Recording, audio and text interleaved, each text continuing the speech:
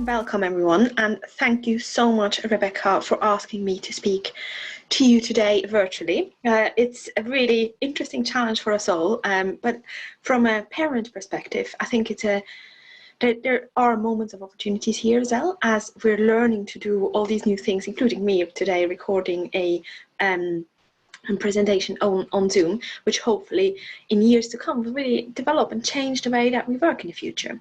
So my talk is for any of you who work with people who are parents, and also for any of you who are parents and who are ambitious about your career. I run an award-winning social enterprise called Leaders Plus, which is all about developing and supporting parents to continue to progress their careers.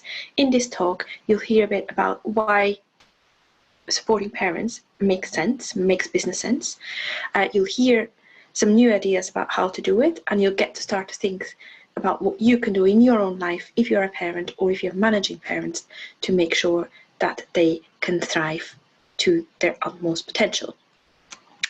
So some of the numbers, I love numbers. I care deeply about the gender pay gap. I'm sure quite a few of you will do so as well. King's College London, specifically Dr. Rosie Campbell, who heads up the Women in Leadership Institute there, they have asked FTSE 350 employers, as in those are the 350 biggest employers in the UK, they've asked them what the biggest contributor was to the gender pay gap, and they said that it was, so 9 in 10 of those FTSE 350 employers said it was that new mums got stuck in middle leadership and didn't continue to progress up the ladder. And that was one of the key contributors to the gender pay gap. And that makes sense, because the gender pay gap, in essence, looks at how much men are paid in your organization on average, how much women are paid, and what the gap is. And of course, if you don't have women at senior leadership, you will end up with a massive gender pay gap.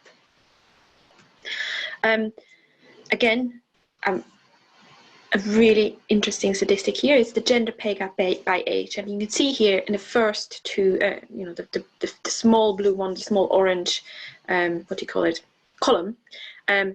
That's the gender pay gap in the 30s. So in the 30s, it's relatively high. It's around about 13% or so, and the orange pay gap is just with the full-time roles, while the blue one talks about both full-time and part-time role. We can see there that the gender pay gap is largely driven by the part-time pay gap. And actually in the 30s, things don't look so bad. If you're a woman working full-time, you're not paid that much less than a man. But that really changes in the 40s. The gender pay gap more than doubles during that time. And what's happening in between?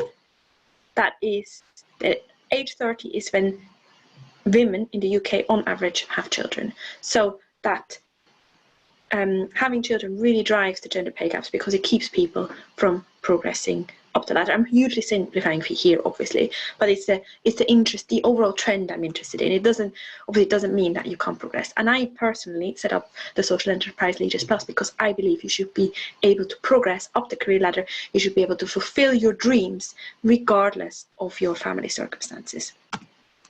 Oh, I added a nice black arrow there to highlight.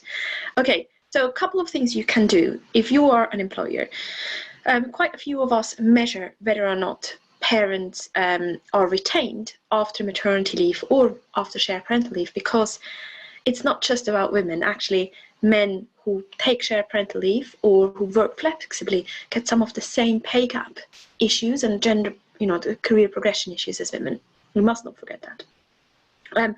Anyways, so first thing, measure progression, not just retention. Do measure whether in your organization you can see people who have returned from maternity leave continuing to progress up the career ladder at the same pace. I hear quite often, "Oh, Verena, but most of the women I work with, they just want to take it slow." That's not the experience I'm getting. So we run a 9-month fellowship for leaders with babies. So people with babies come to us and talk about how to progress their careers. And what is fascinating is that in the first time when we ran it, without any credibility, no proof of concept, we had 4 applications per place. And I guess the only unique thing at the time was that we were saying, let's talk about career progression while you're having a baby on your arm.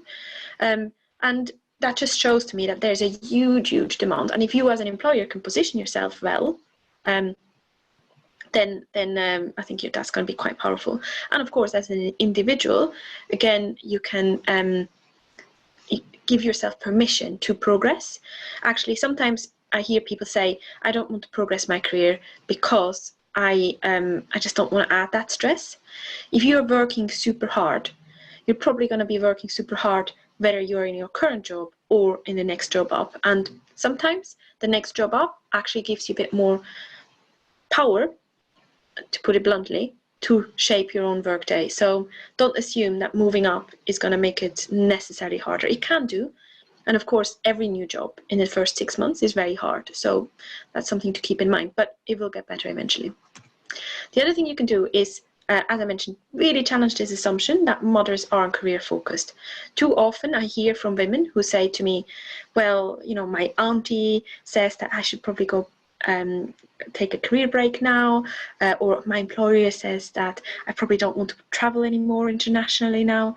And those things may be true, and some individuals may want to do it, but let's not assume that this is the right thing for everyone. And actually, and even if people work part-time, like we said, it's still, you know, they're still very career focused in my experience quite often. One thing I find really powerful is to create symbol moments. So perhaps for yourself, just if you are on maternity leave or if you have a child, bring your children to work every now and then, because you're going to send a signal to yourself and to your peers that it is okay to combine kids with an ambitious career. This is an example of an event we did in the House of Commons. You can see tons of babies, and those are all leaders who were in our programme last year, who are all extremely ambitious and came to this quite prestigious space to hear from senior leaders like Funke Abimbola here, the lady with the yellow necklace, and Carly Close, who is a partner at Boston Consulting Group, who, you know, heard from these individuals about what you can do to continue to progress their careers. And I think from a practical perspective, it was handy that we allowed people to bring along their babies, allowed in quotation marks. But the reason why it was powerful is because it just, with that simple act of inviting in babies into a discussion about career progress, we just changed the paradigm of what was possible. Very important, sponsorship. A mentor is someone who tells you how to open a door, and a sponsor opens the door for you. It's someone who makes introductions. It's someone who gives you the advice you wouldn't usually get. And this is extremely powerful. So if you want to retain mothers and help them progress up the career ladder, do try to help them find sponsors. Try to help them find people who advocate behind closed doors for them. You can see here that women with sponsors are much more satisfied with career progress, and the effect is much more powerful for people who have children, as in women with children.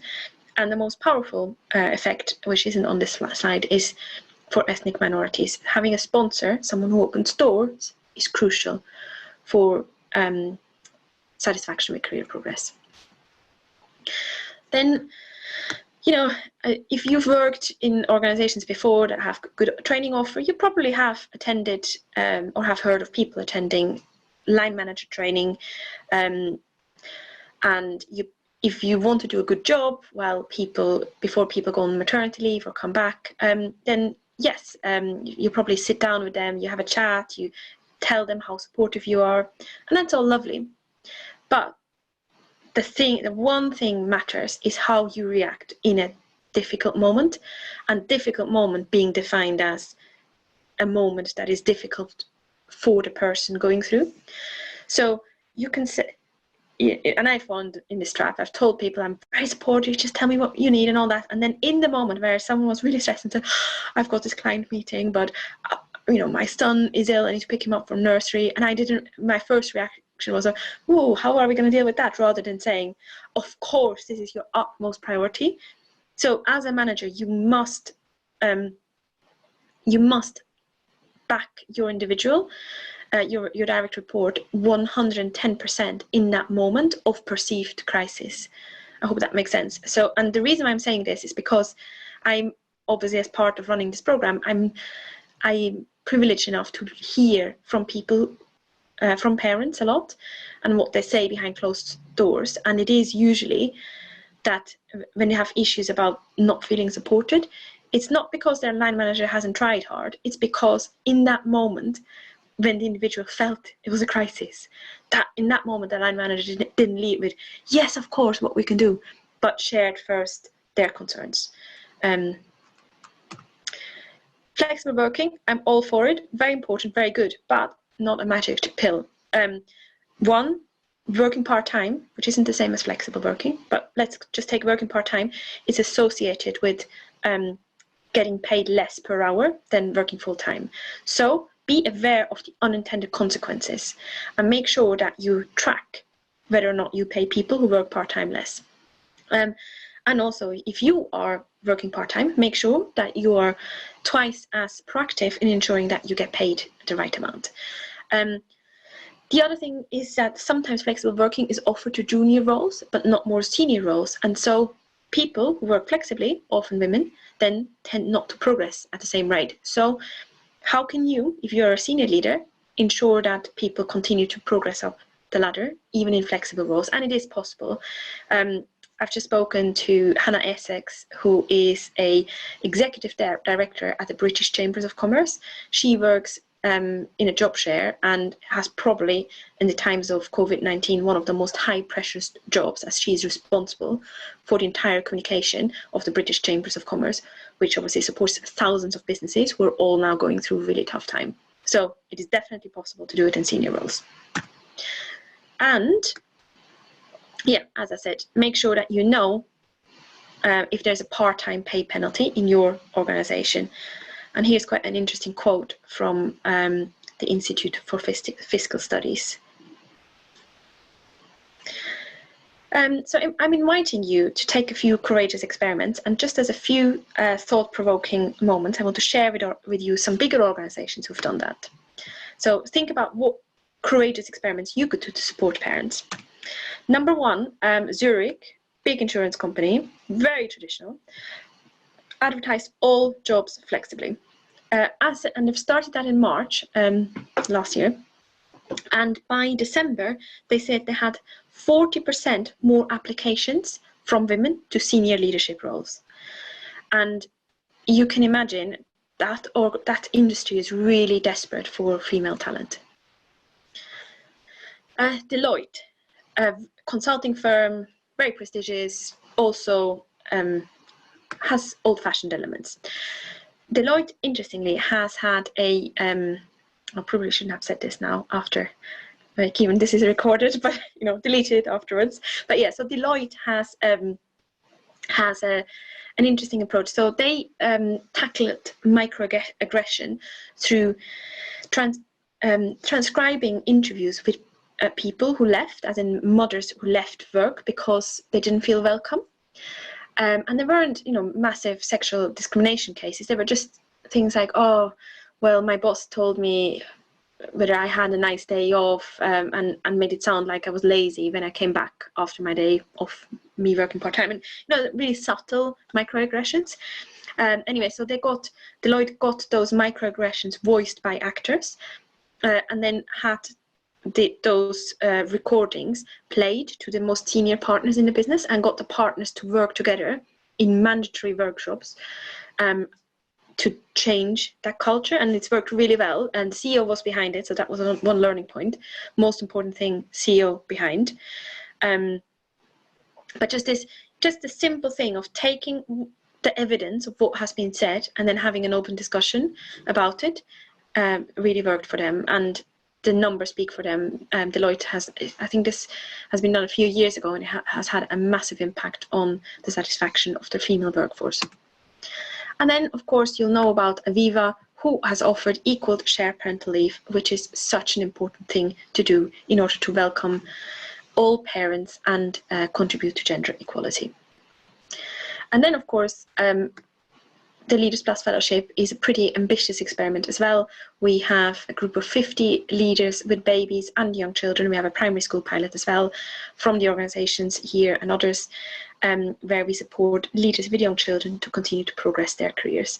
And from last year's cohort, we've had about a third promoted already. It brings together, it really seems to unlock a sense of courage and peer support that is really encouraging. Anyways, you can find out more about the website if you like. The applications open again in autumn for the 2021 programme. And yeah, here are my contact details if you want to get in touch and have a discussion about anything that we've discussed today. And I hope you enjoy the rest of your day.